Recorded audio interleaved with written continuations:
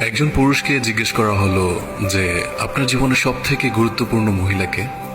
সে হালকা করে হেসে বলল আমার স্ত্রী।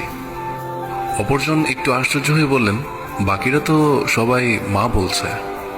এবার সেই পুরুষটি বললেন হ্যাঁ, অনেকেই বলতে পারে মা, তবে আমার মতে সে তো আমার মা। সে আমাকে জন্ম দিয়েছেন, তিনি তো আমাকে ভালোবাসবেন, তার সাথে তো আমার রক্তের সম্পর্ক, তার পেট থেকে আমার জন্ম। তবে আমার স্ত্রী, তার সাথে তো আমার কোনো সম্পর্কই ছিল না, তাও সে আমাকে ভালোবেসে আমার পাশে দাঁড়িয়েছে, আমার জীবনের সব সময় আমাকে শক্তি দিয়েছে। নিজের বিলাসবহুল জীবন ছেড়ে, নিজের পরিবার ছেড়ে আমার সাথে সেই অভাবের জীবনেও আসতে রাজি হয়েছে। সে শুধু আমার ভালোবাসার কথা ভেবে। তাই সে আমার জীবনের সব থেকে বেশি গুরুত্বপূর্ণ মহিলা।